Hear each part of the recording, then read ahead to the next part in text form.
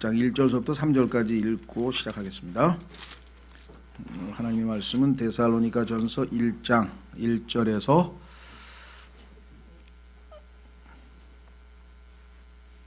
4절까지 읽겠습니다. 4절까지. 바울과 실로아노와 디모데는 하나님 아버지와 주 예수 그리스도 안에 있는 데살로니가 사람들의 교회에 편지하노니, 하나님 우리 아버지와 주 예수 그리스도로부터 은혜와 평강이 너희에게 있기를 원하노라. 우리가 기도할 때 너희에 대해 말하며 너희 모두로 인해 항상 하나님께 감사드림은, 하나님 곧 우리 아버지의 눈앞에서 우리 주 예수 그리스도 안에 있는 너희의 믿음의 행위와 사랑의 수고와 소망의 인내를 끊임없이 기억하기 때문이니, 사랑하는 형제들아, 하나님께서 너희를 선택하셨음을 아노라.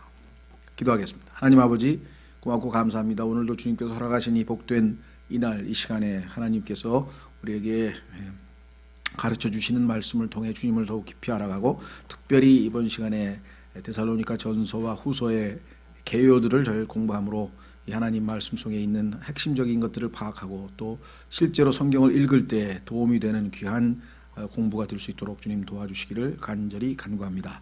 심히 무죄하고 무능하고 무기력할 뿐입니다. 주님을 신뢰하오니 약속하신 대로 능하게 하시고, 주님께서 이 사역을 통해 주의 뜻을 성취하시기를 간절히 기도드립니다. 다시 한번 주님께서 이 집회를 통해 온전히 영광 얻으시고, 우리의 삶이 주님을 향해 더욱더 갈망하는 그러한 좋은 기회가 되도록 역사하시기를 간구하며, 이 시간을 아버지 손에 온전히 탁합니다. 모든 말씀을 우리 주 예수 그리스도 이름으로 기도하옵나이다. 아멘.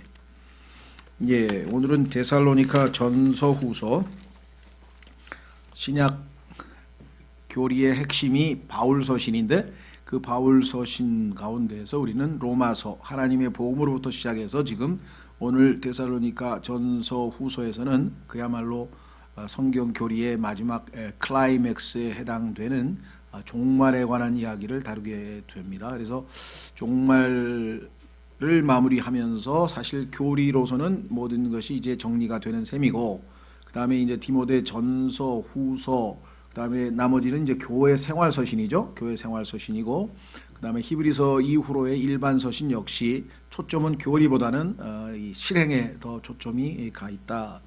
그래서 교리서로서는 데살로니가 전서, 후서가 어떻게 보면은 이제 성경의 마지막 종말과 관련된 교리인데요.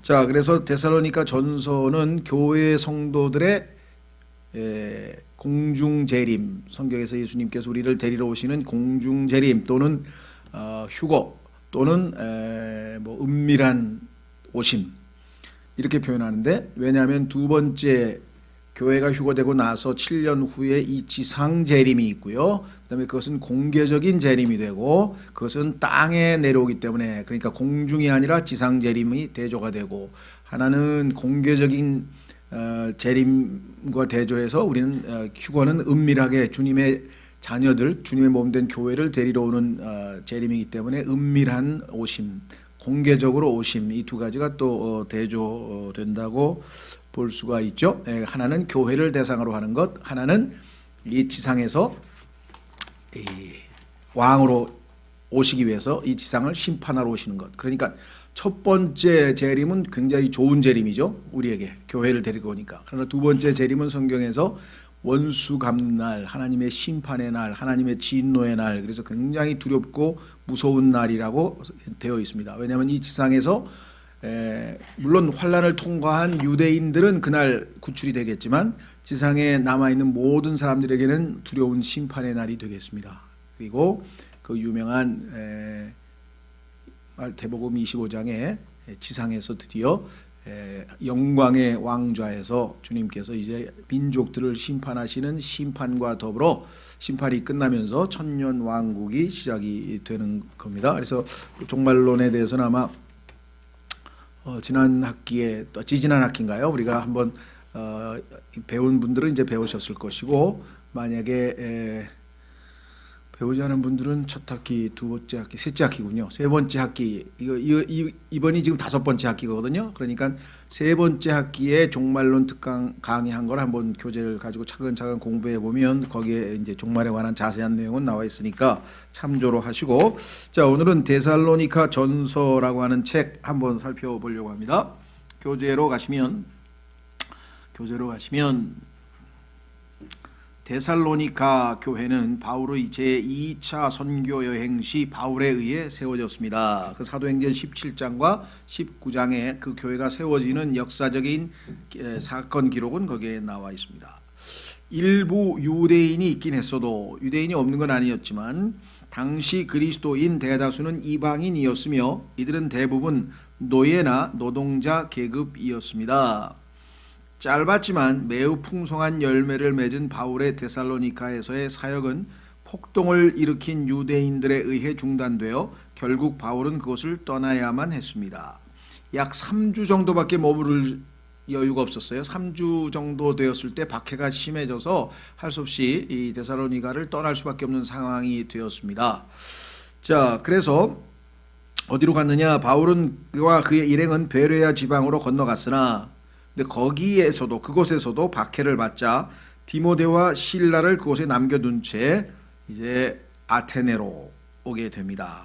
그래서 이 아테네에서의 또 하나님께서 예비하신 그 유명한 사역이 있었죠.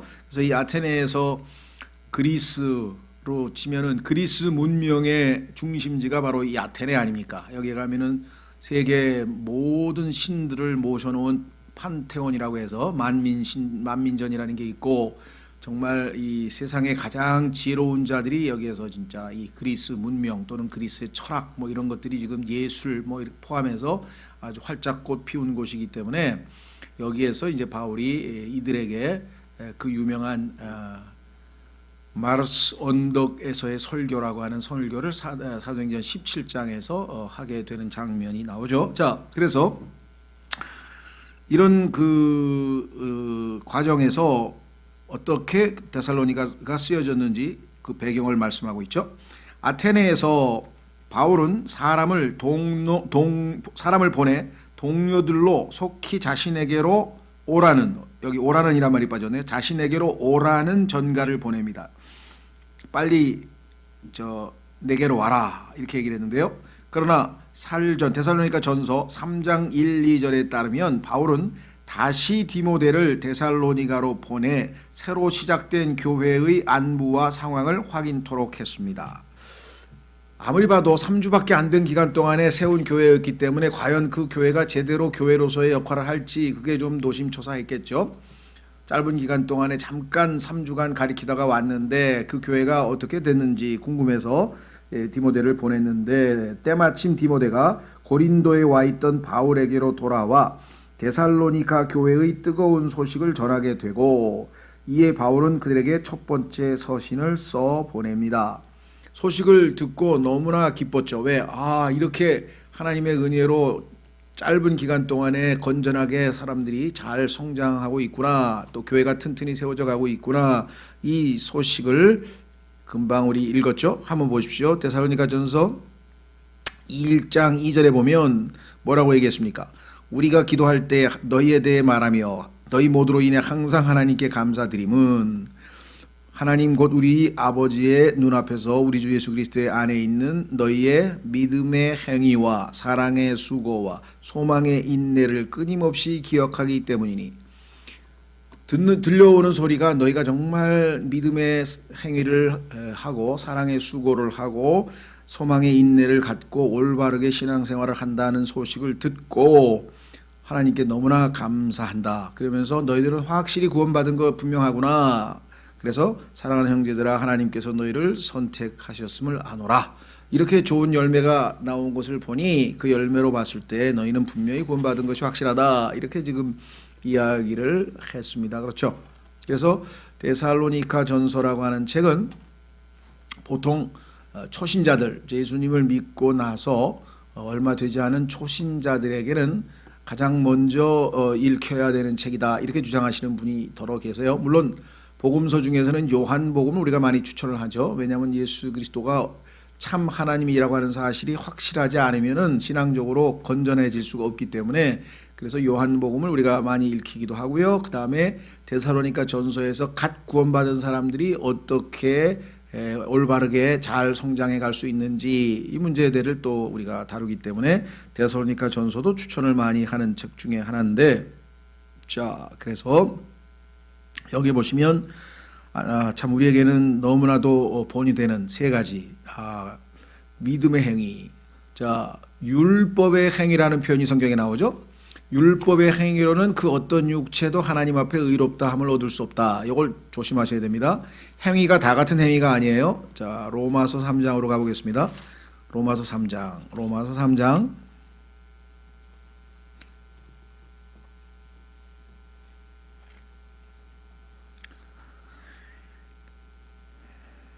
찾으셨습니까? 예. 28절 로마서 3장 우선은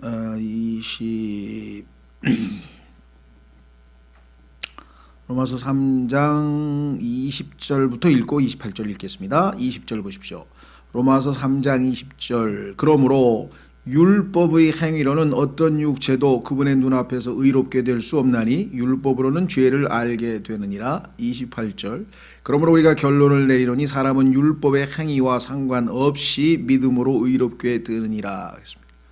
그렇죠? 근데 율법의 행위라고 성경에 나와 있는데 그것으로는 하나님 앞에 의롭다 함을 얻을 수 없고 오직 믿음으로만 은혜로 하나님 앞에 의롭게 되지만 의롭게 된 그리스도인에게는 그 다음에는 율법의 행위가 아닌 믿음의 행위가 요구되는 거죠. 믿음의 행위.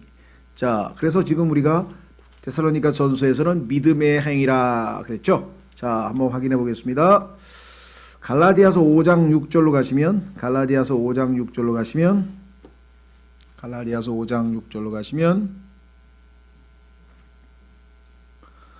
믿음의 행위란 어떤 것이냐 이렇게 나와 있습니다. 갈라디아서 5장 6절 예수 그리스도 안에서는 할례나 무할례나 아무 효력이 없으되 오직 사랑으로 일하는 믿음뿐이니라 했을 때 요 일이라고 하는 말은 행위라고 번역해야 되죠. 행위 똑같은 단어예요. 영어의 work, W-O-R-K, work인데요. 그러니까 율법의 행위로는 하나님 앞에 의롭게 될 수 없지만 믿음으로 은혜로 구원을 받은 다음에는 그 예수님이 우리에게 선물로 주신 그 믿음은 우리에게 열심히 사랑으로 일할 수 있는 즉 사랑의 행위를 우리에게 제공해 주는구나. 사랑의 행위가 우리에게 나타나는구나. 이걸 우리가 알 수가 있죠. 자, 그래서 그 다음에 두 번째 데살로니가 전서에 보니까 사랑의 수고라고 하는 말이 써 있었습니다. 사랑의 수고. 자, 우리가 일과 수고, 여러분 뭐 차이를 좀 아시겠죠? 일은 당연히 의무에 해당하죠. 우리가 해야 되는 마땅히 해야 될 거 우리가 일이라 그러고요. 수고라고 할 때는 일을 정말 애써서 하는 것, 정말 마음을 다해서 할 때 우리가 수고한다 그러죠. 예. 그 다음에 이제 소망의 인내 이 세 가지가 데살로니가 성도들의 삶의 모습이었습니다. 자, 이것과 대조해서 우리가 계시록으로 한번 가서 요한계시록으로 가서 이 교회와 요한계시록 2장에 나오는 첫 번째 교회 7교회에게 주님께서 마지막으로 편지를 보내셨는데 그 편지를 보낸 7교회 중에 첫 번째 교회가 에베소 교회인데 그 에베소 교회가 출발을 참 나름대로 잘 했습니다. 그렇죠? 그래서 데살로니가 교회처럼 믿음의 행위와 사랑의 수고와 그 다음에 소망의 인내 이렇게 했는데 어느 순간에 매너리즘에 빠져서 그냥 형식적인 신앙생활로 서서히 돌아가고 있는 모습을 주님께서 책망하고 있는 모습이 나옵니다. 요한계시록 2장 보십시오. 2절 요한계시록 2장 2절에 에베소 교회에 대해서 주님께서 칭찬은 칭찬인데 이렇게 나와 있어요. 내가 내 행위와 수고와 인내와 또 내가 악한 자들을 용납하지 못함을 아노니 스스로 사더라고 말하나 하면서 칭찬했어요. 지금 그때 뿐만 아니라 밑에 계속 칭찬하시다가 어디로 가서 이제 주님께서 좀 지적을 하시냐면은 4절 그럼에도 불구하고 내가 너를 책망할 것이 조금 있나니 이는 내가 너의 처음 사랑을 버렸기 때문이라. 처음 사랑을 버린 상태에서도 여전히 책임감과 의무감으로 인해서 행위와 수고와 인내가 있었습니다. 일을 하는 교회였어요. 그러나 사랑이 식어버린 그러한 것에 대해서 주님이 지적을 했죠. 그러니까 데살로니가 교회와 에베소 교회를 비교하면 똑같이 행위도 있고 수고도 있고 인내도 있었어요. 그런데 데살로니가 교회는 믿음의 행위가 있었고 사랑의 수고가 있었고 소망의 인내가 있었던 반면에 에베소 교회는 그 앞에 있던 그 마음의 상태가 식어버린 상태. 신앙은 마음이 하나님 앞에 얼마나 뜨거운가 얼마나 올바른가 이게 중요한데 그게 지금 잘못된 상태를 우리에게 대조시켜 주죠. 그러니까 우리가 신앙생활할 때 조심해야 될 것은 행위와 수고와 인내가 있더라도 그것이 믿음의 행위가 되어야 되고 사랑의 수고가 되어야 되고 소망의 인내가 될 때 그것이 주님을 향한 첫사랑이 지금 여전히 유지되고 있다라는 것을 우리에게 보여주는 것이죠. 자, 다시 돌아오셔서 그래서 초반에 아직 지금 뜨거운 주님을 향해서 뜨거운 사랑을 참 보여주고 있는 교회입니다. 그래서 이렇게 써 있습니다. 맨 밑으로 가시면 데살로니가 전서의 주제는 예수 그리스도의 재림과 재림이 믿는 자들에게 어떤 영향을 끼치는가입니다. 데살로니가 전서에서 말하는 재림은 예수님의 공중 재림, 즉 교회를 데리러 오는 휴거에 관련된 것이죠. 5장으로 이루어진 이 서신서의 각 장 말미에 재림에 대한 언급이 나와 있습니다. 한번 확인해 보겠습니다. 각 장에 보면은 우선 10절, 1장 10절에 보면은 1장의 끝부분에 그분께서 죽은 자들로부터 살리신 그분의 아들께서 하늘로부터 오실 것을 기다리는지 보여주나니. 하늘로부터 오신다라고 하는 예수님의 재림에 대한 언급이 1장 10절에 나와 있고 2장 19절로 가시면 2장 19절 우리의 소망이나 기쁨이나 환희의 관이 무엇이냐 우리 주 예수 그리스도께서 오실 때 그분 앞에 있을 바로 너희가 아니냐. 끝부분에 또 예수님의 다시 오심에 대해서 언급했죠. 세 번째 3장 13절 3장 13절 이것은 그분께서 우리 주 예수 그리스도께서 자신의 모든 성도들과 함께 오실 때에 하나님 곧 우리 아버지 앞에서 너희 마음을 거룩함 속에서 흠잡을 것이 없이 굳건히 세우시게 하려 함이라 하면서 다시 언급했죠.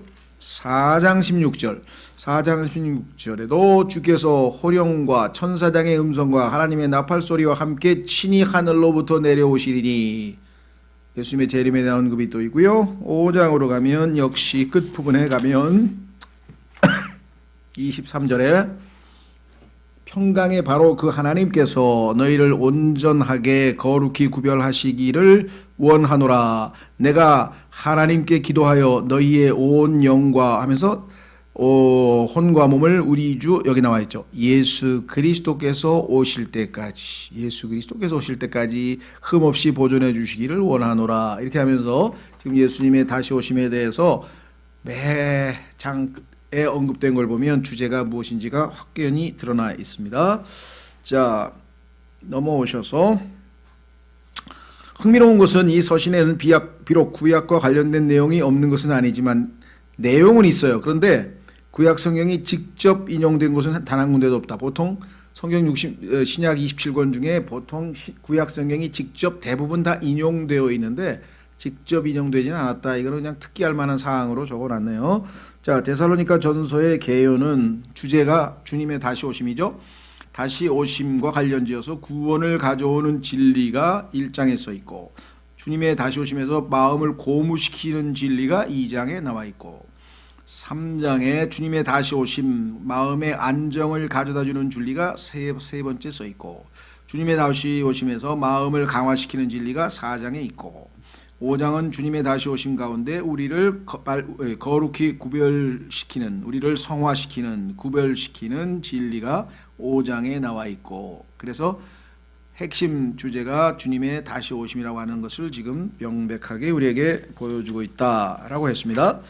자, 그러면 일단 넘어가셔서 데살로니가 전서의 전체적인 내용을 압축해서 한번 정리를 일단 해보겠습니다.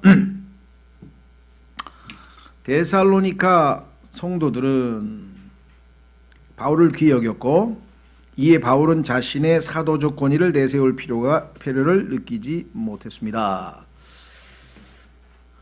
자, 성경에 보면 바울에 대해서 그 사도적 권위가 자주 논쟁거리가 됐는데 이유인즉슨 바울은 예수 그리스도의 12사도, 즉 예수님께서 살아계실 때에는 사도 역할을 안 했죠. 못했죠. 그래서 예수님의 12사도가 아닙니다. 그렇죠? 예.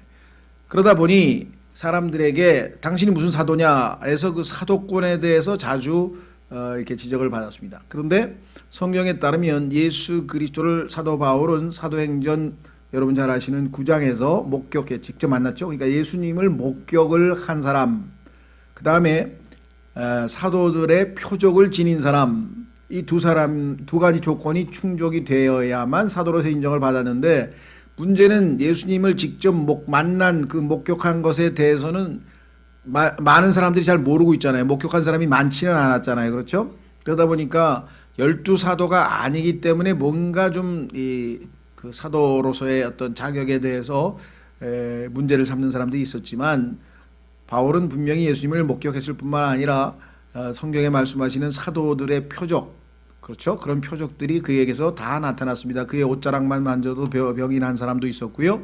또 뱀을 집었지만 그 독에 의해서 전혀 영향을 받지 않았고요. 독에도 끄떡하지 않았고요. 그래서 성경이 말씀하시는 사도들의 표적도 바울에게는 확고하게 있었습니다. 그래서 사도로서 문제를 삼는 사람들에게 확실하게 자기가 사도라는 것을 여러 번에 걸쳐서 입증을 했죠. 반기를 들은 사람들한테. 그러나 이 교회는 워낙 사도 바울에 대해서 신뢰하고 있었기 때문에 그런 언급을 따로 할 필요가 없었다, 그런 뜻입니다. 그 다음에 자신의 사도직분을 언급하지 않은 다른 서신은 데살로니가 후서, 빌립보서, 빌레몬서, 그러니까 데살로니가 전후서, 빌립보서, 빌레몬서 이 네 서신에만 사도에 대한 언급이 없고 나머지들은 사도라는 사실을 밝히고 강조할 수밖에 없었던 것은 그러한 이유 때문이다. 바울은 데살로니가 성도들의 회심을 회상함으로써 서신을 시작하고 있으며, 그들이 어떻게 우상으로부터 하나님께로 돌이켜 살아계시고 참되신 하나님을 섬기며 하늘로부터 그분의 아들을 기다리고 있는지를 상기시키고 있습니다. 자, 그래서 1장 5절로 가면 데살로니가 사람들이 어떻게 회심했는지 그 회심의 회심의 상황을 쭉 설명할 때 보면, 야, 이것은 진짜 성경적으로 올바른 회심의 example, 야, 이상적인 회심이었구나. 이것이 진정으로 예수님을 믿을 때 일어나는 변화구나. 이걸 우리에게 본으로 보여줄 수 있을 정도로. 자, 보십시오. 5절. 이는 우리의 복음이 말로만 너희에게 이르지 아니하고 권능과 성령님과 큰 확신으로 이뤘기 때문이니. 구원 받자마자 확신을 갖고 있어요. 우리가 너희를 위해 너희 가운데서 어떤 사람이 되었는지는 너희가 아는 바와 같으니라. 그리고 그리스도인으로서의 삶을 본을 보여줬기 때문에 이들이 구원받으면 저렇게 되는구나 라는 것을 바로 목격할 수 있었죠. 또 너희는 6절 많은 고난 속에서 성령님의 기쁨과 더불어 말씀을 받아 우리와 주를 따르는 자가 되었으니, 그러므로 너희는 마케도니아와 아가야에서 믿는 모든 자들에게 본이 되었느니라. 단지 구원만 받은 것이 아니라 그들의 삶도 사도들을 본받아서 어딜 가든지 좋은 간증을 남겼다. 주의 말씀이 너희로부터 나와 그리고 복음 전파에도 열심히 있었으니 마케도니아와 아가야에 울려 퍼졌을 뿐 아니라 하나님을 향한 너희의 믿음이 모든 곳에 널리 퍼졌으니 그러므로 우리는 아무것도 말할 필요가 없노라.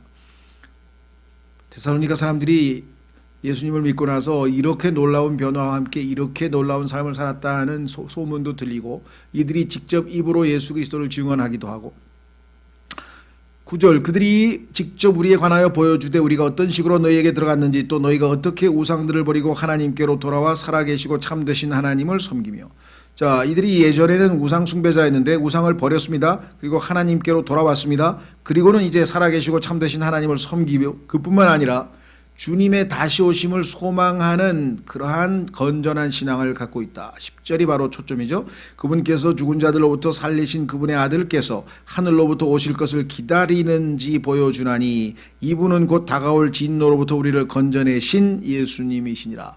우리를 구원하신 예수님이 다시 오실 것을 기다리고 있는 그러한 본이 되는 신앙을 너희가 가지고 있다고 하니 하나님께 감사드리지 않을 수가 없구나, 이렇게 얘기했습니다. 자, 다시 돌아오셔서 교재로 그 뒤이어서 2장에서는 어떻게 설명하고 있냐, 무슨 내용을 담고 있느냐. 뒤이어 바울은 자신이 그들 가운데 함께 지낼 당시 얼마나 조심스럽게 행하고 모범적으로 행동했는지를 상기시킵니다. 하나님의 말씀을 있는 그대로 주저없이 받아들인 데살로니가 사람들에 대해 바울은 너무도 기쁘다고 고백합니다. 자, 2장에서 바울은 자신이 어떤 종류의 사역을 펼쳤는지를 소개하는데 정말 모든 사역자들이 한번 본으로 삼아야 될 내용들이 써 있습니다. 자, 보시면 이렇게 써 있습니다. 1절, 형제들아 우리가 너희에게 들어간 것이 헛되지 아니한 줄을 너희 자신이 아나니. 그래서 이렇게 좋은 열매가 많이 나왔죠. 너희가 아는 바와 같이 우리가 전에 빌립보에서 고난을 당하고 또 치욕을 당한 뒤에도 많은 싸움을 싸우며 하나님의 복음을 너희에게 말하려고 우리 하나님 안에서 담대하노니라. 많은 힘든 일에도 불구하고 담대하게 너희에게 복음을 전했더니 우리의 권면은 속임수나 부정함에서 나지 아니하였고 간사함으로 한 것도 아니었노라. 다만 우리는 하나님의 허락을 받아 복음을 위탁받은 대로 말하노니 이것은 사람들을 기쁘게 하려 함이 아니요 오직 우리의 마음을 시험하시는 하나님을 기쁘게 하려 함이라. 하나님을 기쁘게 하기 위한 일념으로 너희에게 하나님의 말씀을 가르치고 전했는데 5절, 너희가 아는 바와 같이 우리가 어떤 때에도 아첨하는 말들이나 탐욕의 탈을 사용하지 아니하였나니 하나님께서 증인이시니라. 건전한 사역을 했다. 우리가 그리스도의 사도로서 부담을 줄 수도 있었으나 너희에게서든지 다른 사람에게서든지 우리가 사람들에게서는 영광을 구하지 아니하였고, 사역을 하면서 경제적으로 사역비가 필요했지만 이들에게 손을 벌리지 아니하였고, 유모가 자기 아이들을 돌보듯 너희 가운데서 부드러운 자가 되었노라. 유모가 자기 아이들, 왜 지금 갓난 아이잖아요. 이제 갓 믿었잖아요. 얼마 되지 않았기 때문에 그렇게 아주 잘 유모가 아이 돌본 만큼 그런 마음으로 돌봤다. 우리가 이같이 너희를 다정하게 사모하여 하나님의 복음뿐 아니라 우리 자신의 혼까지도 너희에게 기꺼이 나누어 주고자 함은 너희가 우리에게 소중하였기 때문이라. 형제들아 우리의 수고와 해산의 고통을 너희가 기억하나니 우리가 너희 중에 아무에게도 폐를 끼치지 아니하려고 밤낮으로 수고하며 너희에게 하나님의 복음을 선포하였노라. 가서 예를 들면 저녁 얻어 먹고 그 다음에 그 집에서 먹고 자고 그 다음에 또 그 집에서 뭐 돈 얻어 쓰고 이런 거 하나도 안 하고 자비량으로 자기가 다 알아서 일해서 먹고 자고 다 하고 그렇게 하는 것으로 우리가 본을 보였다. 믿는 너희 가운데서 우리가 얼마나 거룩하고 옳고 흠없이 처신하였는지에 대하여서는 너희가 증인이요 하나님도 그러하시는도다. 이렇게 얘기했죠. 너희가 아는 바와 같이 우리가 너희 각 사람에게 아버지가 자기 자녀들에게 하듯 권면하고 위로하고 명령하였노니 이것은 너희를 부르사 자신의 왕국과 영광에 이르게 하신 하나님께 너희가 합당히 걷게 하려 함이라.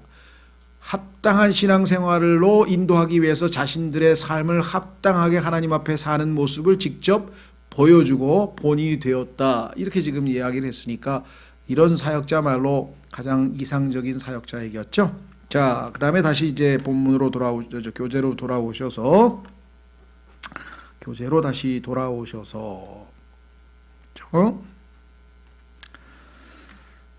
그 다음에 어디냐, 비록 유대인 폭도들에 의해 그곳에서 쫓겨나긴 했어도 아까 우리 봤었죠? 3주 만에 쫓겨났다고요? 이들 데살로니가 성도들이 바울의 소망이요 기쁨이요 주님께서 다시 오실 때 자신의 왕관이 될 것이라는 생각에 더욱더 마음이 고무되었습니다. 이들이 잘 성장해서 나중에 주님께 많은 영광을 돌리게 되면 주님께서 이들에게 복음을 전해준 자기 또 그들을 잘 양육해준 자신이 주님께 칭찬받을 것을 생각하니까 이들이 환희의 왕관이 되었다. 이렇게 얘기했습니다. 자, 그뿐 아니라 바울은 계속해서 데살로니가 성도들을 보고 싶은 갈망을 전합니다. 얼마나 보고 싶겠어요? 3주 만에 어쩔 수 없이 환경적 요인 때문에 떠났는데 디모데의 보고에 의해 받은 위로를 언급하며 다시 데살로니가를 방문해서 그들에게 부족한 점을 완전하게 해주고픈 기회를 갖게 해주시도록 지속적으로 기도하고 있음을 언급합니다. 이게 바울에게 정말 본받아야 될 것인데요. 한번 복음 전하고 가르쳐주고 이제 웬만큼 컸으니까 됐다가 아니고 그 다음에 여전히 그들에게 아직도 부족한 점, 그렇죠? 우리가 뭐 유치원 갈 때까지 도와줬으니까 뭐 그 다음에 뭐 이제 유치원 가서 알아서 하겠지. 그것도 괜찮지만 유치원 가서도 아직도 배울 게 많을 거예요, 그렇죠? 부족한 거. 그것도 기꺼이 도와줘서 그들로 하여금 잘 유치원 생활, 초등학교 생활, 중고등학교 생활해서 꾸준히 이걸 완전함이라 이렇게 표현했는데 우리가 영적 성장 또는 성숙이라고도 말하는 내용이죠. 자, 3장 10절로 가보십시오. 3장 10절. 3장 10절. 우리가 밤낮으로 넘치도록 기도하면. 왜 기도하느냐? 이유가 있어요. 하나님께서 가장 기뻐하시는 게 뭐냐? 부모가 가장 기뻐하는 것이 어린 자녀들이 쑥쑥 잘 커서 튼튼하게 자라나는 것인 것처럼 하나님께서도 하나님의 자녀들이 튼튼하게 영적으로 건전하게 쑥쑥 잘 커야 될 터인데 어린아이들에게는 여러 가지 형태로 어려움이 많이 있다 이 말이죠. 그래서 누군가가 그걸 도와야 될 텐데 하나님께서 허락하시면 내가 가서 그들을 도와줘야 되겠다라는 생각을 갖게 된 거죠. 10절 우리가 밤낮으로 넘치도록 기도하면 너희 얼굴을 보고 너희의 믿음에서 부족한 것을 완전하게 하려 함이라. 부족한 것을 완전하게 하는 것, 이것이 바로 성경에서 말씀하시는 말씀 사역입니다. 구원받기 전에는 복음을 전해서 그 사람이 구원받게 하는 것은 복음 사역이라고 그러죠. 복음 사역. 복음 사역 이후에는 말씀 사역이 필요한데 이 말씀 사역을 소위 말하면 죄송합니다. 구원파라는 분류로 불리우는 교회들에서는 소위 말하는 복음 사역은 열심히 했어요. 복음 사역은 참 잘해서 많은 사람들을 주님 품으로 인도했는데 그 이후에 여기서 막 얘기하는 완전하게 가는 말씀 사역이 이루어지지 않았기 때문에 계속해서 어린아이로 머물러 있어서 고린도전서에도 아니 지금 시간이 한참 흘렀는데 아직도 너희가 갓난아이의 모습을 하고 있느냐. 히브리서에도 너희가 한참 지났는데 아직도 갓난아이의 모습을 하느냐.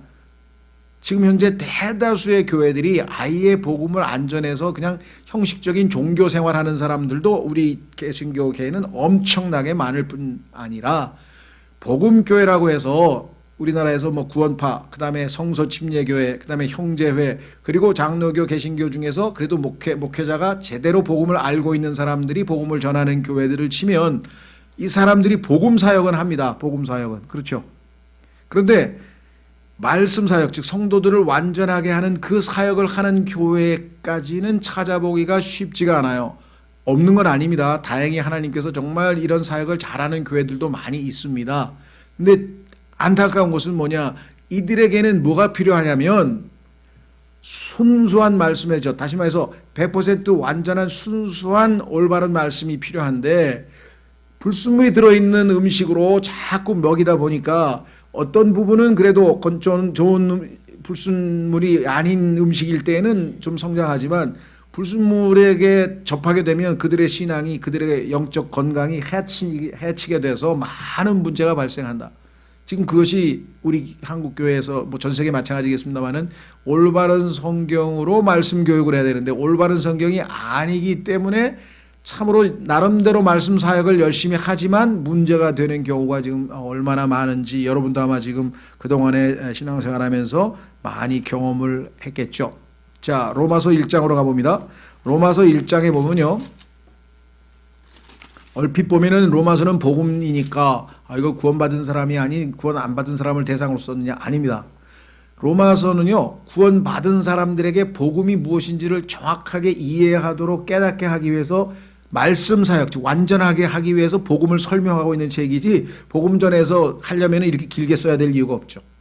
자, 그래서 로마서 1장에도 자기가 로마 사람들을 너희들에게 꼭 만나고 싶다. 그렇게 이유가 뭐냐 이렇게 써 있습니다. 자, 로마서 1장 11절. 로마서 1장 11절. 로마서 1에서 바울은 동일한 심정을 얘기합니다. 복음으로 너희가 구원을 받았다 손치더라도 그 이후에 영적으로 굳게 서서 성장해야만 한다. 내가 너희를 간절히 보고자 함은 내가 너희에게 어떤 영적 선물을 나누어 주어 너희를 굳게 세우고자 함이니. 왜? 교리의 풍조에, 교리의 바람에 이리 흔들리고 저리 흔들리고 하니까 너무나 많은 사람들이 너희가 굳게 세워져서 완전하게 성장하기를 원한다. 에베소서 4장. 그래서 주님께서 주님의 몸된 교회에 목사 겸 교사라고 하는 하나님의 말씀을 설교하고 가르치는 은사를 교회에 주신 거예요. 자, 그런데 조심하십시오. 하나님께서 교회의 목사 겸 교사는, 그렇죠, 설교와 성경 공부를 잘 가르쳐서, 그렇죠, 성도들이 성장할 수 있도록 도와야 합니다. 그런데 한국 교회에서의 목회자 상은 성경을 잘 가르치고 설교를 잘하는 것보다는 얼만큼 헌신하고 예를 들면 기도하고 신방하고 애써서 돌보느냐 쪽으로 초점이 좀 맞춰져 있어요. 그런데 성경에서는 그것을 하는 것은 감독들이 하는 거예요. 감독들. 교회 리더, 감독들. 그리고 교회의 여러 가지 행정적인 일은 집사들이 하는 거예요. 그러면 목회, 소위 말하면 목사 겸 교사는 뭘 하느냐? 설교와 성경 공부를 통해서 성도들에게 올바르고 좋은 양식으로 잘 먹이는 일을 하는 건데, 이 먹이는 일은 등한시하고 막 신방 가고 막 가서 기도해주고 막 열심히 이것 하느라고 목사 자신도 성경을 제대로 공부하지도 못했을 뿐만 아니라 몰라. 실제적으로 신학교에서 제대로 가르치질 않아. 성경도 엉터리로 배웠지. 그래서 교회에서 뭐예요? 너무 지식적으로 추구하지 마라. 너무 교리적으로 파고들지 마라. 잘못하면 이단된다. 이런 식으로 해서 오히려 성경 공부하는 것을 조금 부정적인 이미지를 자꾸만 심어주고 있다. 이런 거. 이게 굉장히 치명적이죠. 자, 에베소서 4장에 보십시오. 에베소서 4장. 에베소서 4장에 하나님께서 11절 주님의 몸된 교회에 누구를 보내주셨나? 11절 그분께서 더러는 사도로, 그래서 초대교회에 교회를 많이 세웠죠. 더러는 대언자로, 더러는 복음 전도자로, 이 세 분들을 통해서 초대교회가 많이 세워졌는데, 이 세워진 교회들을 튼튼하게 세워서 완전하게 하려면 어떻게, 누가 필요하냐? 여기 나와 있죠. 그 더러는 목사 겸 교사를 주셨으니 이것은 성도들을 어떻게 한다고요? 완전하게 하고 섬기는 일을 하게 하며 그리스도의 몸을 세우게 하려 함이라. 그렇죠? 그래서 어떻게 합니까? 마침내 우리가 다 믿음과 하나님의 아들을 아는 것에서 하나가 되어 완전한 사람에 이르고, 다 성장해서 완전한 사람에 이르고 그리스도의 충만하심에 장성한 분량에까지 이르리니, 이것은 우리가 이제부터 성장하면 어떻게 되는가? 더 이상 아이가 되지 아니하여 사람들의 속임수와 몰래 숨어서 속이려 하는 자들이 사용하는 간교한 술수로 말미암아 교리의 모든 바람에 이리저리 흔들려 밀려당하지 아니하고, 오직 사랑 안에서 진리를 말하며 모든 일에서 그분 안에 이르도록 성장하게 하려 함이라. 이것을 바울은 데살로니가 성도들에게 하고 싶다. 내가 너희를 도와서 이렇게 해야 될 필요가 있다. 하나님께서 나에게 그렇게 기회를 주시면 좋겠다. 그래야 너희가 주님 안에서 똑바로 서지 않겠느냐라고 지금 이야기를 하고 있는 것이겠죠. 그렇죠? 자, 그래서 다시 돌아옵니다. 교재로.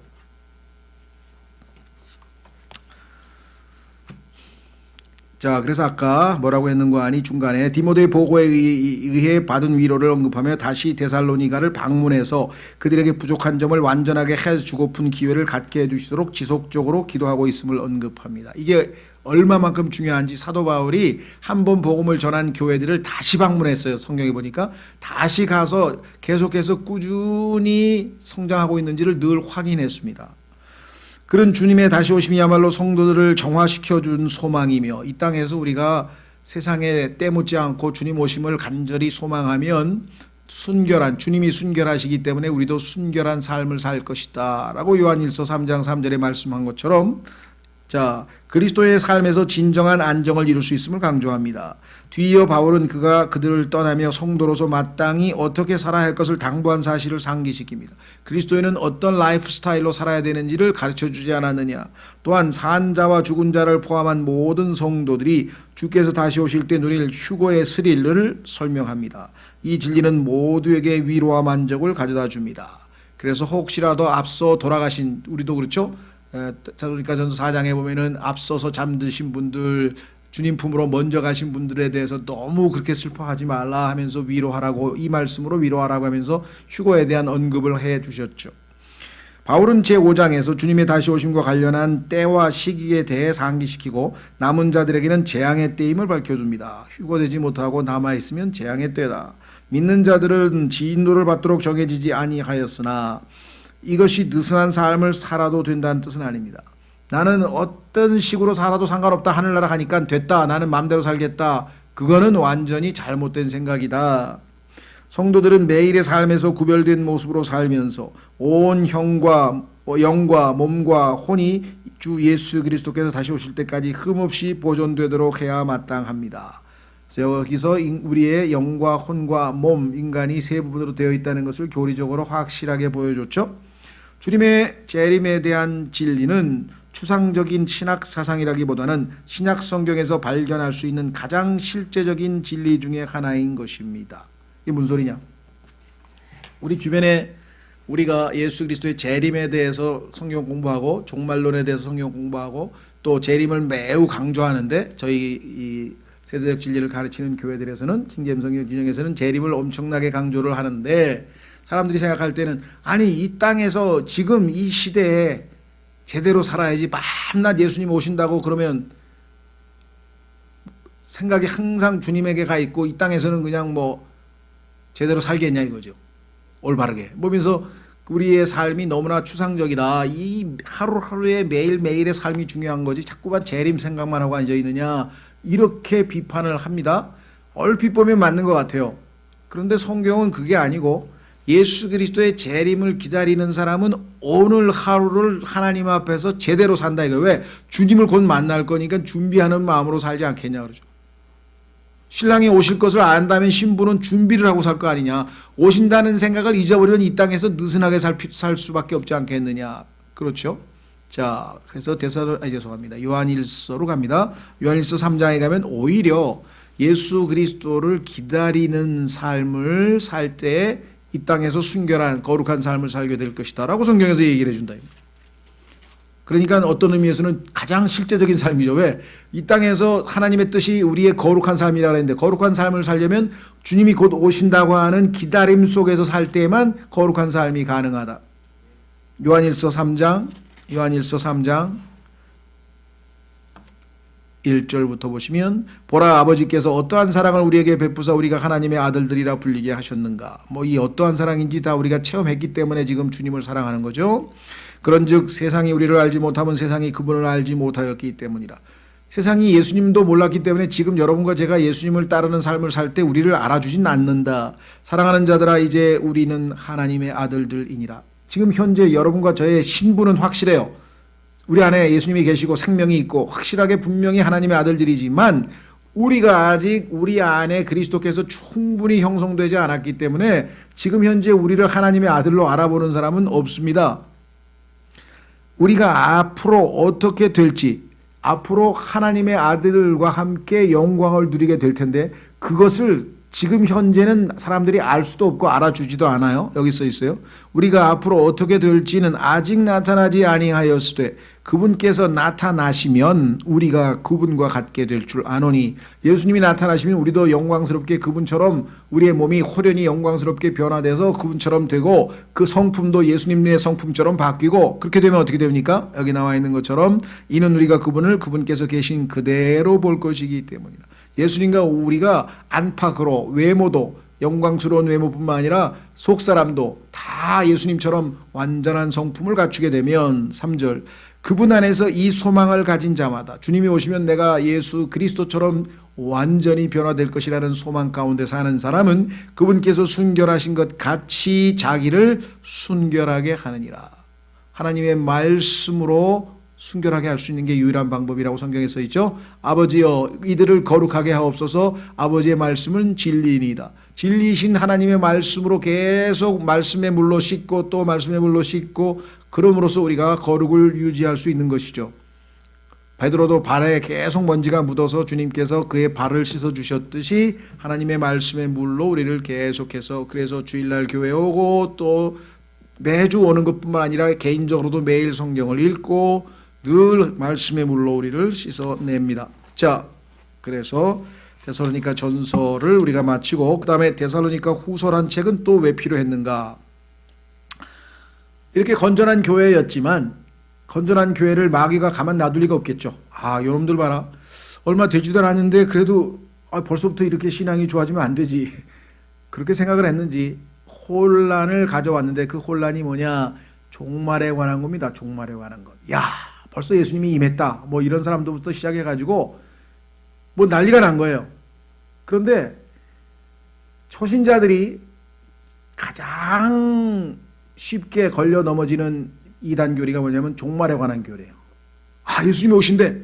벌써 오셨대. 뭐 언제 오신대. 뭐 며칠 날 오신대. 뭐 2000년 전에 오신대. 언제 오신대. 이러면 우리도 그냥 호기심에 언제 뭐 마야의 뭐 달력이 어떻게 됐대. 뭐가 어떻게 됐대. 아, 베르칩을 받으면 큰일 난대. 뭐 난리가 벌어지는 거예요. 여러분들 지금 요즘에 아주 뉴스거리가 되고 있는 신옥주라고 하는 사람이죠. 은혜로 교회 여자 목사 들어보셨나요? 뭐 지금 뭡니까 무슨 뭐더라 그게 뭐 PD 수첩인가 뭐 하여간 또 이것이 알고 싶다는지 그것이 알고 싶다는지 막 온갖 프로그램에서 지금 이 여자 목사로 지금 난리가 났어요. 지금 감옥에 갔는데요. 2년형을 받았나 그런데 400명이 지금 아직도 이 여자를 추종하는 사람들이 피지라고 하는 저기 뉴질랜드 옆에 무슨 섬나라 있죠? 피지. 거기에 지금 가 있어요, 지금. 거기서 지금 노예 농장에서 지금 농사를 짓고 있는데 거기에 총 대빵이 이 여자 목사의 아들이야. 그 여자 목사의 아들 밑에서 지금 노예로서 봉사하고 있는데 거기에 보니까 서울대학교 교수 부부도 가 있더라니까. 그래서 내가 아이고 이게 영적인 비욕은 정말 기가 막히구나 그러죠. 네, 뭐 세계적인 논문을 뭐 50편이나 쓴 사람들인데요. 거기가 뭐 지상낙원이니 뭐지 왜 가냐니까. 다른 나라에 있으면 다 베리칩이 맞아가지고 다 적그리스도에게 지금 통제당한다는 거예요. 즉 조그만 그 이 정보를 담은 칩을 사람의 손에다가 집어넣는데 요게 계시록에 나와 있는 짐승의 표다 이거죠. 그래서 짐승의 표를 받으면 다 심판하신다고 성경에 써 있지 않느냐. 얼마나 무지합니까? 짐승의 표라고 하는 것은 환란 시대에 마귀가 속이기 위해서 사용하는 수법입니다. 그런데 환란 시대가 시작도 되기 전에 교회는 다 휴거돼서 올라갑니다. 그러면 이 땅에 남아있지도 않아요. 우리는 그 짐승의 표를 우리에게 요구할 때는 우리는 지상에 남아있지도 않아요. 물론 이 베리칩이라고 하는 것이 짐승의 표에 뭔가 일부를 상징적으로 보여줄 수는 있어요. 아, 저렇게 하면 전 세계를 완전히 통제할 수 있겠구나. 지금 중국의 경우에는요, 하늘에서 수백 대, 수많은 인공위성으로 이 마치 우리 CCTV가 24시간 감시하듯이 모든 사람을 지금 다 감시하고 있습니다. 그래서 저 사람이 공원에 2번 갔다, 저 사람은 슈퍼에 5번 갔다, 가서 라면을 3개 샀다, 뭐 이걸 다 지금 통계를 다 내놔서 그래서 2025년에 가면 그걸로 매겨요. 점수를. 그래서 애국자가 아닌가 예를 들면 국기를 꽂았는지 안 꽂았는지부터 다 알아. 그래가지고 공무원 시험 볼 때도 이 사람은 국기를 2번 꽂았으니까 플러스 2점, 뭐 이 사람은 안 꼽았으니까 1점. 그러니까 100% 통제 국가로 만드는 거예요 지금. 그 중국이 지금 완전히 지금 선두주자예요. 그래가지고 근데 중국 사람들은 그게 선진국으로 가는 줄 알아. 이게 지금 완전히 성경의 그 빅브라더, 아니 성경이 아니라 그 빅브라더라고 해가지고 동물농장의 그 조지 오웰이라는 사람이 미리 1984년에 미리 내다봤잖아요. 이런 적그리스도가 전 세계를 완전 통제 국가로 만드는 것. 그와 유사한 일이 물론 우리가 교회 휴거되고 나면 어떤 방법으로든지 IT 산업이 발달하면 100% 완전히 통제가 가능하겠죠. 그런데 지레 겁을 먹고 성경에 보니까 지금 데살로니가 후서에도 그랬어. 야, 그런 얘기하면 불안해하지 마. 성경에서 예수님 뭐야? 속지 마, 불안해하지 마 하고 성경에 얘기했는데 속고 불안해해서 지금 다 피지로 가 있는 것이고, 그 다음에 뭐 이만희도 그렇고 안상홍도 그렇고 하여간 뭐 과거에 그 이 누굽니까 이상한 사람 그 이장님도 그렇고 전부 종말론 그 이단 종파예요.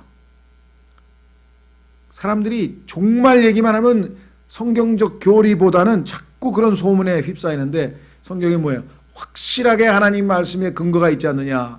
두 가지, 배교와 그다음에 적그리스도가 나타나야만 예수 그리스도의 지상 재림이 있을 터인데, 그런 현상이 아직 없어요. 그래서 예수님께서는 그런 현상이 마태복음 24장의 종말론에 대해서 예수님께서 마지막 종말 설교를 할 때에도 그것은 조짐일 뿐이다, 시작일 뿐이다라고 하는 얘기를 하고, 마지막 순간에 어떤 일이 벌어지지 않고는 절대로 환란이 오지 않는다고 예수님께서 지금 자세하게 마태복음 24, 25장에 설교까지 하셨어요. 그리고 성경에서 지금 여러 번에 걸쳐서 속지 말라, 불안해하지 말라. 그런데 바로 그 교리를 침투시켜서 지금 이 사람들을 불안해, 예수님 곧 오신다고 뭐 왔다고 막 난리를 치면서 지금 떠들어대니까 이 문제에 대해서 확실하게 다시 한번 가르쳐 줘야 될 필요가 있다. 그래서 흔들리지 않도록 믿음이. 그래서 지금 종말에 대해서, 혼란에 대해서 지금 이야기를 하고 있죠. 자, 2장으로 보겠습니다. 데살로니가 후서 2장에 보면 거기에 그 유명한 불안해하지 말라라고 하는 경고가 나와 있죠. 자, 데살로니가 후서 2장 5절. 데살로니가 후서 2장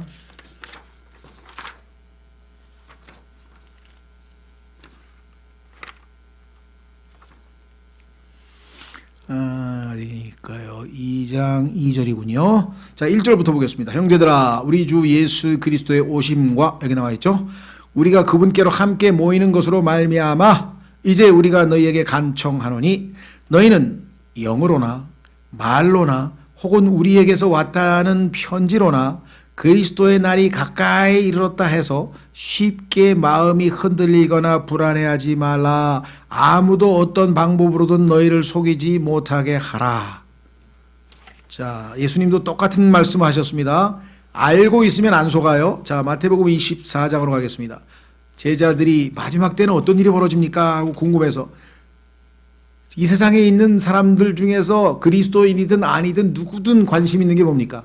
마지막 때 어떻게 되는 거야? 종말에 대해서는 다 호기심이 있어요. 그래서 종말에 대해서 얘기하면은 성경적 지식이 없는 사람은 속아 넘어갈 수밖에 없죠. 그래서 그냥 별 희한한 얘기를 해도 다 믿으려고 하는 경우가 있는데요. 자, 마태복음 24장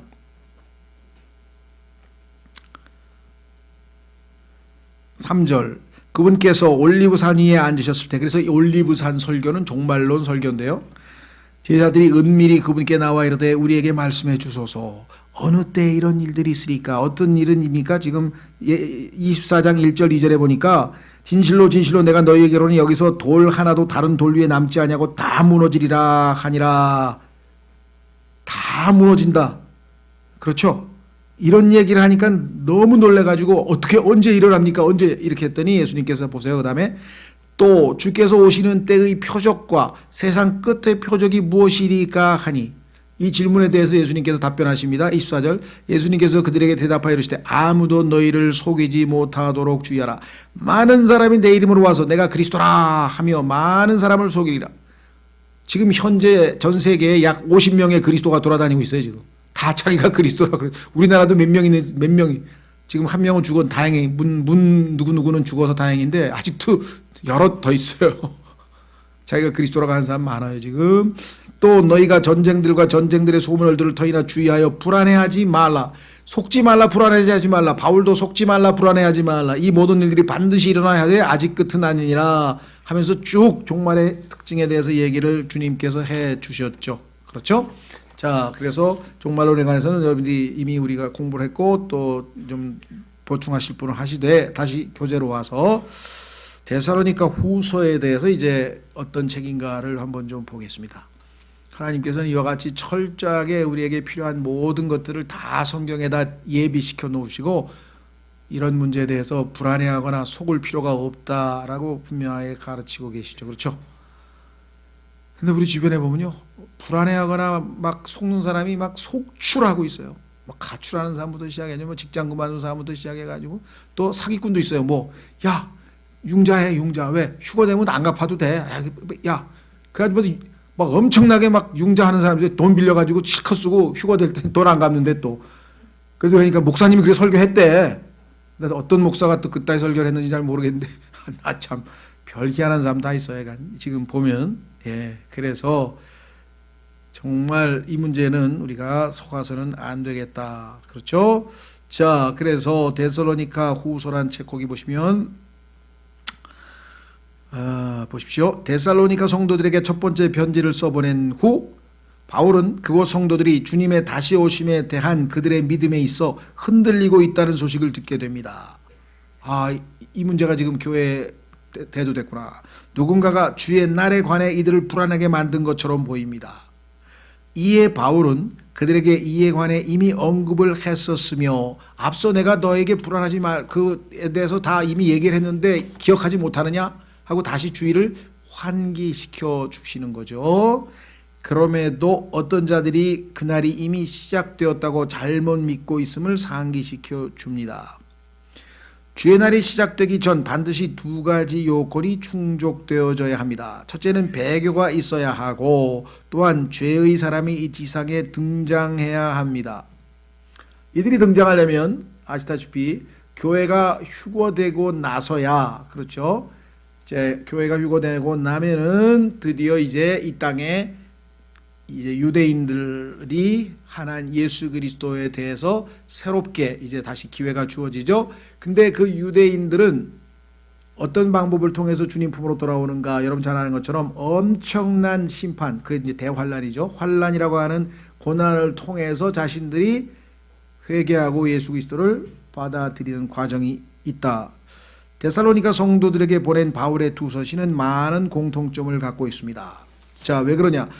다만 첫 번째 서신 데살로니가 전서는 주로 교회를 대상으로 하고 있고 구원받은 사람들을, 두 번째 서신은 주로 세상을 다루고 있습니다. 남아있는 사람들을 하나님께서 어떻게 심판하실 것인가 그 이야기를 다루고 있습니다. 즉 데살로니가 전서는, 는으로 고치십시오. 전서를 아니고 전서는 그리스도께서 공중으로 재림하시는 것을 말씀하는 한편 두 번째인 데살로니가 후서는 이 땅에 오시는 지상 재림을 말씀하고 있습니다. 이게 쉬운 것 같지만요, 이 문제를 정확하게 하지 않으면 너무나 많은 사람들이 이 종말론 때문에 막 혼돈을 빚고요. 제가 종말론 때문에 힘들어하는 사람을 제 개인적으로도 주변에 많이 알아요. 이장님 사건 때에 직장 그만두고 산속에 올라가서 하얀 옷 입고, 하얀 옷은 나중에 주님께서 하늘에서 내려오실 때 우리에게 주시는 건데 미리 하얀 옷 입고 산속에서 가서 기다리다가 땡 하고 9월 23일인가 됐는데 안 내려오셨잖아요. 그거 어떻게 되겠어요? 이제 가족도 다 버리고 직장도 다 버리고 거기 가서 휴가 된다고 가서 기다리고 밤새 기도하면서 기다렸는데 시간 됐는데 안 내려왔어. 그거 어떡할 거예요? 그런 분이 다행히 킹제임 성경에 눈을 떠서 지금 이제 신앙적으로 다시 회복이 돼서 너무나 다행인 사람이 있는가 하면 아예 뭐 엉망되신 분도 많고요. 그렇죠? 또 한 분은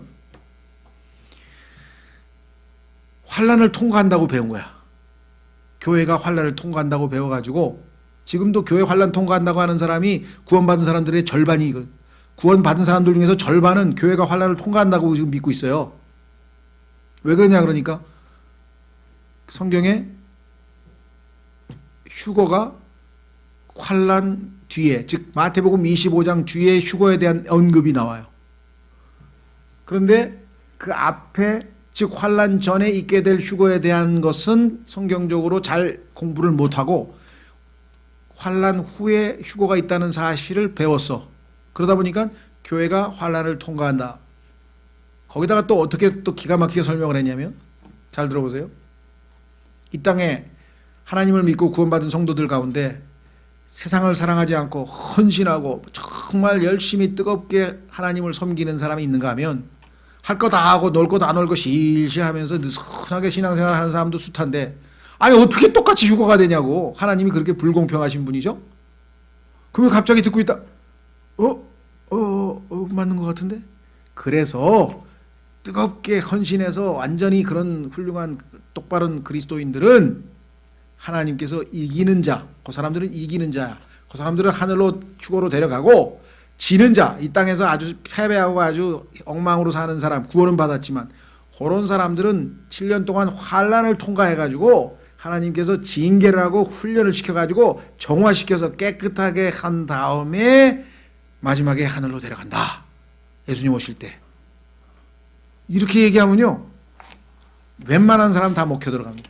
그러면 그렇지, 이 땅에서 어떻게 사람이 정말 이렇게 헌신되고 주님만을 뜨겁게 사랑하는 사람하고 슬슬 느긋하게 하고 싶은 거 다 하고 이렇게 사는 사람하고 뜨뜻미지근하게 사는 사람하고 어떻게 똑같이 휴거가 되겠어? 하나님이 그러실 리가 있나? 논리적으로는 맞는 것 같지만 성경에는 그렇게 안 써 있거든요. 왜? 휴가라고 하는 것은 구원받은 모든 하나님의 자녀들인 주님의 몸된 교회, 즉 신부를 데리러 오시는 거예요. 주님이 머리 되시고 우리가 몸이야. 그런데 몸에서 일부만 잘라가지고 일부만 올라가고 일부는 땅에 남고, 그러면 주님의 몸이 다 찢어집니까? 말이 안 되죠. 더더군다나 성경에서 보면은 주님께서 얘기했을 때 다, 그렇죠?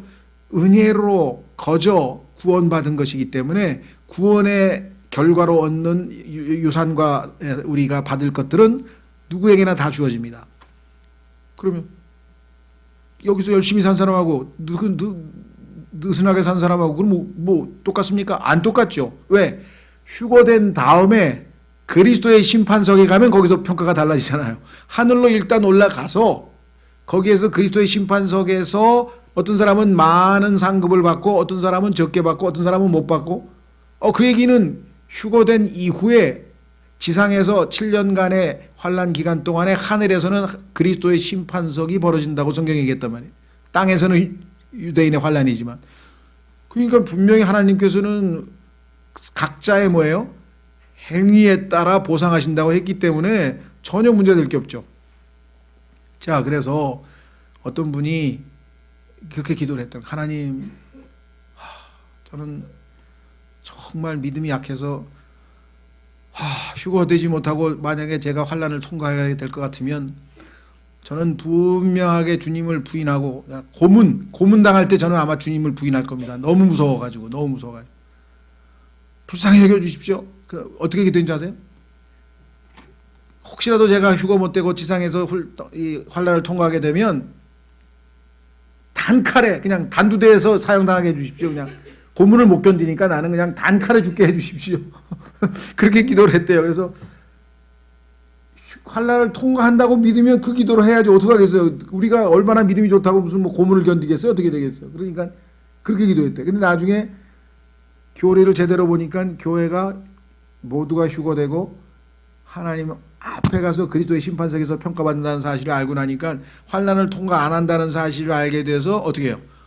진리가 이 형제를 자유케 했죠. 너무 기뻐가지고 그때 막 주님 더 열심히 사랑하게 되고, 그렇죠. 그런데요, 이런 일들이 지금 비일비재하게 우리 주변에서 지금 벌어지고 있어요. 그래서 정확하게 진리를 알아야 되는데 그렇지 않으면 엄청난 문제가 생긴다.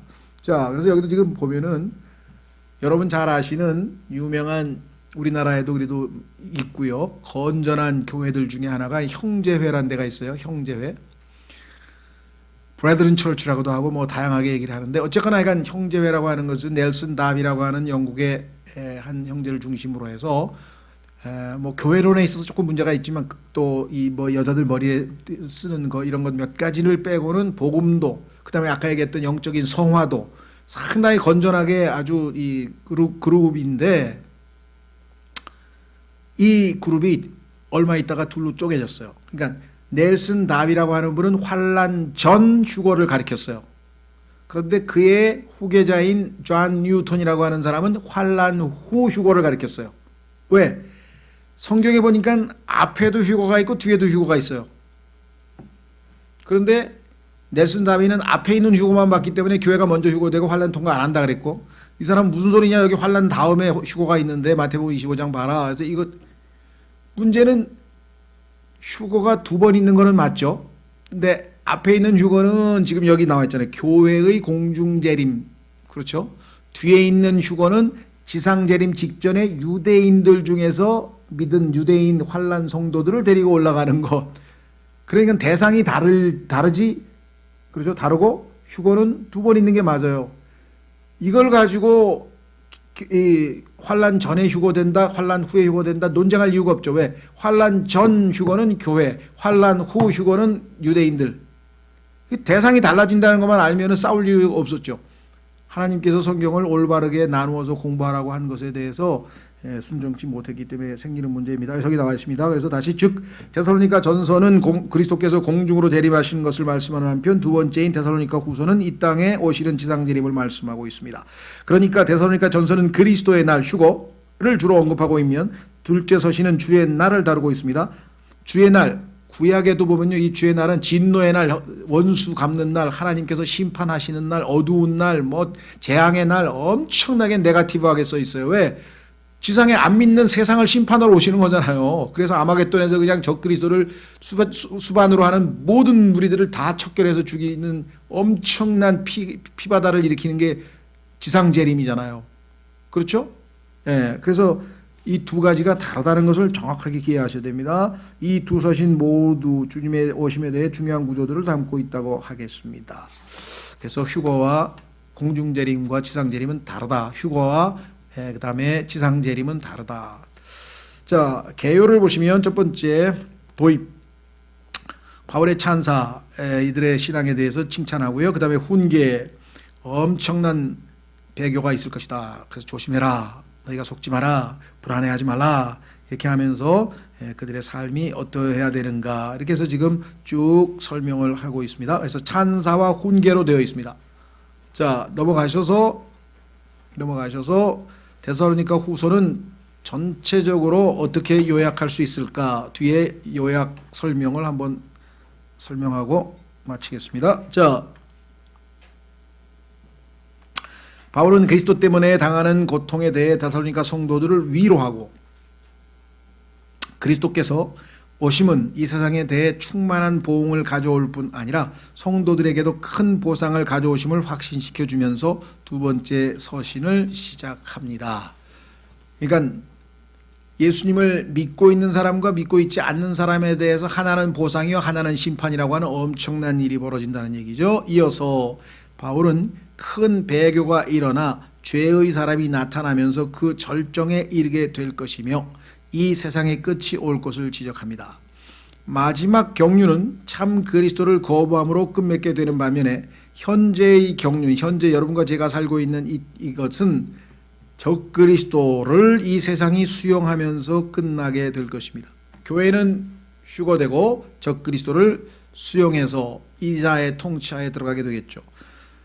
바울은 막는 자가 드디어 제거되고 결국 악이 최고의 수준에 달하다가 결국 심판이 임하게 될 것임을 데살로니가 성도들에게 확신시켜 줍니다. 바울은 첫 번째 서신과 마찬가지로 실제적인 교훈으로 둘째 서신을 맺습니다.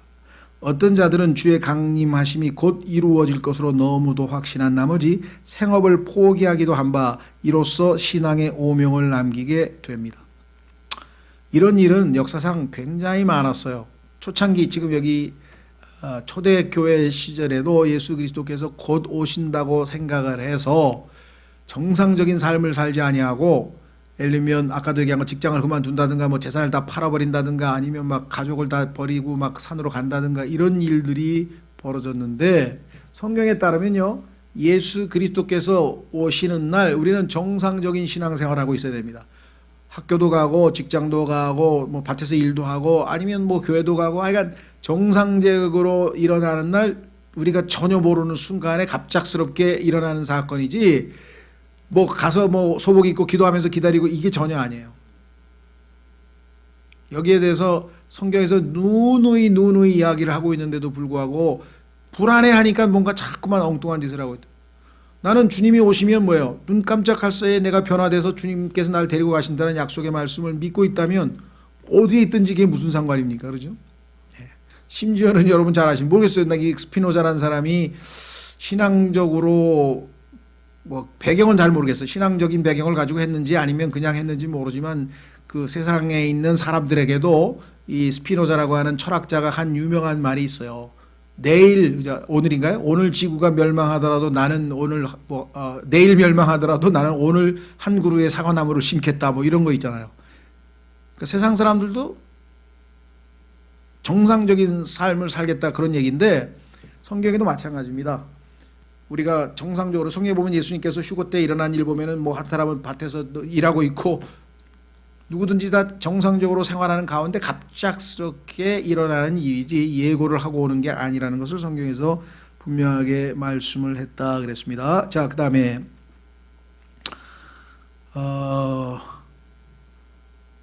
바울은 주의 오심이 당장 이루어지는 이것이 아님을 분명히 하고 다시 일하도록 그에게 명합니다. 그래서요, 성경에 보니까 일하지 않는 자는 먹지 말라는 얘기가 바로 이 데살로니가 후서에 나오는 이유가 바로 그거예요. 왜냐하면 당시의 사람들이 무질서하게 뭐 내일 주님이 오신데 뭘 무슨 뭐 직장을 왜 다니고 뭐 일은 왜 하고 이렇게 착각하고 있었던 사람들이 있었다는 것이죠. 자, 다시 돌아오시면 주님을 기다리는 것과 일하는 것은 동시에 해야 할 일입니다. 그렇죠? 일하면서 기다리고 정상적으로 생활하면서 기다리는 거지 아무것도 안 하고 그냥 하늘만 쳐다보고 계속 기도만 하고 있는 게 아니라는 것. 결론적으로 바울은 이득이 하나님을 따르는 것이라고 생각하는 위험과 부자가 되고자 갈망하는 위험에 대해 경고합니다. 돈을 사랑함이 모든 악의 뿌리라고 말합니다. 바울은 부자들에게 그들의 부를 영혼을 위해 사용하라고 말합니다. 가만히 있어봐. 이거는 뒷부분은 아니네. 이건 디모데전서 아니 디모데전서에 대한 얘기인데 이거 인쇄가 잘못됐네, 그죠? 죄송합니다. 요 부분, 그 뒷부분은 이 앞부분 어디야? 디모데전서에 해당되는 부분이고요. 지금 동시에 해야 할 일입니다. 여기서 끝났네요. 죄송해요.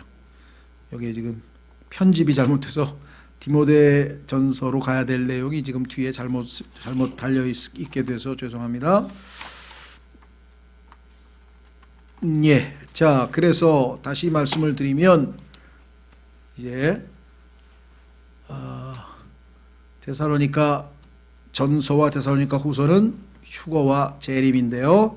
그 중에서 이 초대교회의 성도들이 가장 민감하게 반응했던 위험스러운 교리가 바로 이 종말에 관한 교리이기 때문에 그것이 얼마나 큰 문제를 야기했는지 제가 지금 말씀을 드렸고요. 심지어는 이제 내일도 우리가 설교를 종교개혁에 관해서 얘기하는데, 왜냐하면 다음 주, 그러니까 내일부터 일주일간이 개신교계에서 하는 종교개혁 주간입니다. 왜냐하면 10월 31일이 마틴 루터가 종교개혁을 일으킨 날이기 때문에 매달 요 10월 마지막 주간을 종교개혁 주간으로 지켜요. 그래서 보면 뭐 국민일보를 포함해서 방송이나 이런 데 보면은 종교개혁에 대한 얘기가 많이 나옵니다. 그래서 이 종교개혁의 긍정적인 면에 대해서 이제 우리가 내일 또 살펴보겠지만 부정적인 면도 상당히 많아요. 그 중에 하나가 뭐냐면 그 뮌서라고 하는 독일의 한 도시의 종말론자들이, 즉 곧 주님이 오는 것으로 생각했던 사람들이 생업을 포기하고 다 한 성에 몰려 들어가 가지고 우리 이장님 사건처럼 그런 짓을 벌였어요. 그래서 그게 굉장히 또 네거티브하게 사람들에게 문제가 됐던 경우가 있어요. 그래서 지금 여기에 나와 있는 현상은 지금 현재 우리 주변에서도 지금 목격하고 있는 현상이라고 하는 것. 자, 여기서 특히 여기 보시면 우리가 주목해야 될 것 두 가지만 지적하고 마치겠습니다. 예.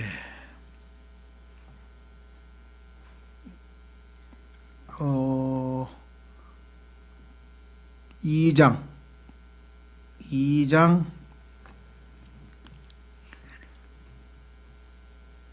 8절부터 보시면 데살로니가 후서 2장 8절에 그 뒤에 저 사악한 자가 드러날 터인데 7년 동안 통치하기 위해서 자기가 이 세상을 완전히 장악하죠.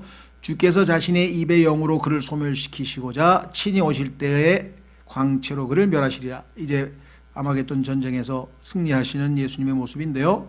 그가 오는 것은 자 7년 동안의 환란 동안에 어떻게 그가 전 세계를 장악할 수가 있는가? 그것은 사탄의 권능이 능력이 그에게 임하는 거죠. 그가 오는 것은 사탄의 활동을 따라 권능과 모든 권능들과 표적들과 거짓 이적들과 불의의 모든 속임수와 함께 멸망하는 자들에게 오는 것이니, 자, 이 땅에서 구원받지 못한 사람들에게 마귀는 어떤 방식으로 속임수를 쓰느냐? 권능, 능력, 파워. 그래서 이 사탄에 대해서 다니엘서에서 이름 칭호를 뭐라고 붙여줬냐면요, God of Forces. 우리말로는 힘의 신이라고만 번역한 건데, 힘의 신. 이 세상에 보면은 다양한 힘이 있죠. 예를 들면 물리적인 힘이 있잖아요. 물리적인 힘이 있고 전기의 힘이 있고 뭐 하여간 온갖 힘이 있잖아요. 예. 자기 힘도. 그러니까 모든 이 땅에 존재하는 우리가 뭐 경제력, 군사력, 물리력, 무슨 력, 역자 들어가는 거를 총괄해서 다 장악해요. 그러면 뭐 정치 권력서부터 시작해가지고 권력 모든 걸 다 장악해서 그 신의 이름을 성경에서 하나님께서 God of Forces, Force, 힘에다가 요즘에 force란 말 많이 쓰죠. force가 대단하다, force. 거기에 s까지 붙여가지고 가짜 신이 그렇게 엄청난 능력을 행사하고요. 그 다음에 보세요. 표적들과 어떤 표적이 결정적일까요? 예, 짐승의 형상인데 갑자기 말을 하는 거예요. 생명이 들어가가지고 살아있는 것처럼 뭐 AI를 사용하는지 뭘 사용할지 잘 모르지만요. 진짜 인간처럼 행동한. 최근에 뭐 그런 무슨 드라마가 나왔다 그러는데 그런 거 혹시 보신 적 있나요? 누가 그러는데 뭐 사람이 아닌데 뭐 기계 같은 건데 사람처럼 뭐 이렇게 행동을 했다고 뭐라 그러대? 난 잘 모르겠어. 그러니까 뭐 사람하고 막 사랑도 하고 막 하여간 그렇게 살았다고. 그래서 이게 이제 적그리스도도 그런 형상인데 이제 말을 하고, 그 다음에 거짓 이적과, 그러니까 오늘날 은사주의 운동 중에서 특히 이적, 표적 이런 것들은 그 중에 하나님께서 얼마든지 필요한 경우 우리에게 초자연적인 질병도 고치실 수 있고요. 초자연적인 방법으로 개개인에게 개인적인 체험을 주실 수도 있어요. 이걸 부정하는 게 아닙니다. 그러나 조심하셔야 된다. 이게 성경적으로 이게 확실하게 하나님으로부터 온 건지 구별하지 아니하고 초자연적인 일만 벌어지면 무조건 그걸 다 받아들여서는 안 된다. 조심하라. 뒤에 보십시오. 마지막. 불의의 모든 속임수와 함께 멸망하는 자들에게로 오는 것이니 이는 그들이 진리에 뭘 안 받아들였다고요? 사랑을 받아들이지 아니하여 구원을 받지 못하였기 때문이라. 요한복음 3장에서 말씀하시는 하나님께서 세상을 이처럼 사랑하사, 그 사랑은요 그냥 맹목적인 그런 사랑이 아니라 진리의 사랑입니다. 진리와 사랑은 동전의 앞뒷면이에요. 이 두 가지가 같이 붙어 다니는 것이에요. 그래서 이 진리의 사랑을 받아들이지 아니하면 구원을 받지 못하였기 때문이라. 근데 하나님께서요 이런 사람들에게 이 주시는 보응, 다시 말해서 이 징계 또는 벌, 이게 나중에는 뭐 영원한 멸망이고 성경에 보면 영원한 고통의 장소라고 돼 있죠. 지옥불, 마지막 불못을 영원한 고통의 장소로 가긴 가는데, 이 땅에서는 하나님께서 어떻게 이 사람들에게 이 응대하시느냐. 아까도 얘기했죠. 세계적인 논문을 쓴 서울대학교 교수 부부가 베리칩을 받으면 멸망한다고 적그리스도를 피해서 하나님의 낙원인, 하나님께서 오셔서 세우실 낙원인 피지로 가가지고 노예로서 지금 농사 짓고 앉았다.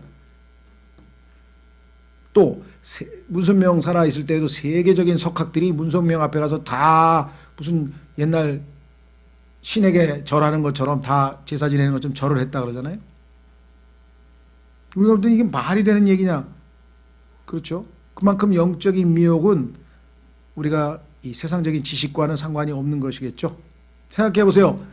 세계 최고의 무슨 뭐 어마어마한 박사학위를 받고 뭐 그냥 막 석학이라고 하는 사람이, 대학 총장들이 그 1학기 뭐 새로운 학기가 시작이 되잖아요. 그걸 앞에 나가가지고 돼지머리 딱 잘라가지고 놓고 거기다가 입에다가 5만 원짜리 다 꼽아놓고 거기다 엎드려가지고 이번 학기 뭐 데모 없이 뭐 조용하게 잘 지내게 무사히 넘어가게 해주십시오 하고 절을 한다니까요.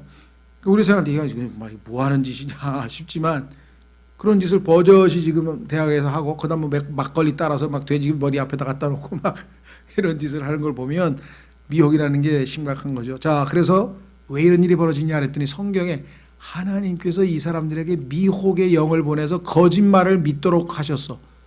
이게 벌이야. 벌이 뭐냐면 미혹을 받아들이게. 여기서 이런 까닭의 11절 하나님께서 그들에게 강한 미혹을 보내사 그들이 거짓말을 믿게 하시리니 이것은 진리를 믿지 아니하고 불의를 기뻐한 그들이 다 정죄를 받게 하려 하심이라. 이해가 이제 되는 거야. 이 거짓말을 믿는 사람들은 자기들이 믿는 게 아니라 하나님께서 믿게 하시는구나. 왜? 진리의 사랑을 거부했기 때문에. 진리가 싫다고? 그럼 내가 거짓을 믿게 해줄게. 이게 하나님께서 유머라고 해야 되나 조크라고 해야 되나 잘 모르지만 하나님께서 그렇게 간단하게 뭐 크게 무슨 뭐 하늘에서 번개가 내려서 이들을 벌 주고 이게 아니라 그냥 거짓말을 믿게 해버리는 거예요. 예? 자, 그래서 우리는 종말에 관한 미혹에 대해서 우리가 조금도 흔들리지 아니하고 예수님께서도 속지 말라, 불안해하지 말라, 바울도 불안해하지 말라, 속지 말라. 하나님의 확고부동한 말씀을 우리는 붙들고 있고 우리는 예수님이 신랑이 우리를 데리러 오시는 신랑을 기다리는 신부지 무슨 예수님이 지상에 내려와서 막 심판하시는데 그거 겁이 나서 두려워서 뭐 벌벌 떨고 하는 그런 기다림이 아니라는 사실을 우리가 확신을 가지시고 오늘은 여기까지고요. 다음 시간에는 디모데 전서, 후서, 그 다음에 디도서, 아마 빌레몬서까지 해야 될 것 같아요. 4개인데 이 한마디로 하면 디모데, 전후서, 디도서 요 세 서신은 일반적으로 목회 서신이라 이렇게 알려져 있어요.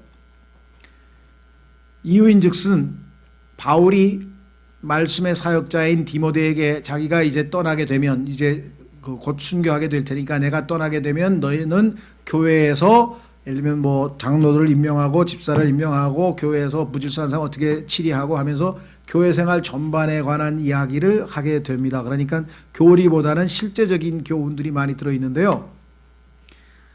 그러나 어떤 분은 가만히 있어봐. 그러면 이거 목회서신이야? 그럼 난 목회자도 아닌데 이걸 뭐하러 공부하지? 또 그런 분이 계세요. 그러나 여기서 보시면 목회자에게 교회를 어떻게 하라고 당부하는 내용이지만 거기에는 넓게 보면 교회 생활서신이에요. 그리스도인들이 마땅히 교회 생활은 어떠한 질서와 어떠한 룰에 안에서 해야 되는가를 가르쳐주고 있기 때문에 우리에게도 엄청나게 도움이 되고 유익한 서신입니다. 그래서 이건 목회서신에는 뭐 그냥 난 관심 없다 이렇게 하셔서는 안 된다는 것. 다음 시간에 디모데 전후서, 디도서, 빌레몬서까지 이렇게 하면 바울 서신이 마무리가 되고 그 다음에 이제 분수령 히브리서, 그 다음에 이제 우리가 잘 아는 야고보서부터 유다서까지의 일반 서신, 그 다음에 계시록 이렇게 해서 마무리가 되겠습니다. 오늘은 여기까지 하겠습니다.